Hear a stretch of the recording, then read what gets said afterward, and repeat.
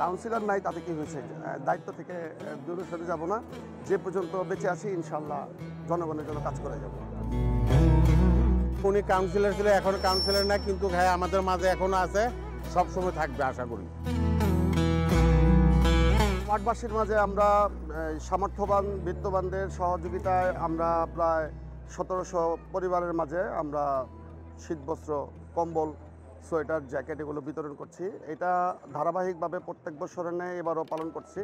এবং এর পাশাপাশি আপনারা আরও একটা মেসেজ দিচ্ছি, সেটা হচ্ছে যে এখন তো আমি কাউন্সিলর নাই, কিন্তু কাউন্সিলর হিসেবে যে দায়িত্বগুলো আমার ছিল এই দায়িত্ব থেকে তো আপনার দূরে সরে যাওয়ার কোনো নাই।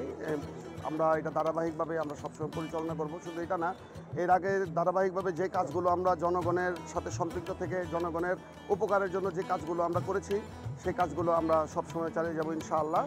আমরা সবার দোয়া চাই। আপনারা আরও সামনে আমাদের দ্বিতীয় ধাপেরও কর্মসূচি আছে। আজকে আমরা যেটা দিচ্ছি এর পাশাপাশি নেক্সট উইক হয়তো 8-10 দিন পরে আরেক ধাপে আমরা প্রায় আরও 2000 পরিবারের মাঝে আমরা শীতবস্ত্র বিতরণ করব ইনশাআল্লাহ। এই সাহায্যগুলো যারা আপনারা একটা কথা হচ্ছে যে আমাদের যেটা আমরা বলি আমরা সাধারণত সেটা করার চেষ্টা করি আল্লাহর রহমতে, কারণ আমাদের যে মুখটা, ঠোঁটটা, এই কথাগুলো মানুষ খুব দাম দেয়। যখন আমরা কোনো কিছুর জন্য সাহায্য চাই জনগণের সামর্থ্যবানদের কাছে, আমাদের সাহায্যে আমাদের কথায় তারা হাত বাড়ায়, আর আমাদের জনগণ আমাদের বিশ্বাস করে যে উনি যেটা বলেছেন এটা যে কোনো উপায়ে হোক এটা করবে।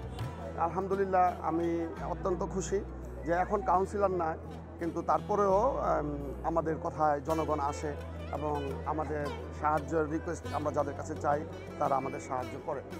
আলহামদুলিল্লাহ সামনে রমজান মাসও আসতেছে, সেখানেও আমাদের 2-3টা কর্মসূচি আছে, আমরা সেগুলো ধারাবাহিকভাবে পরিচালনা করবো ইনশাআল্লাহ জনগণের জন্য। জনগণকে বলেছি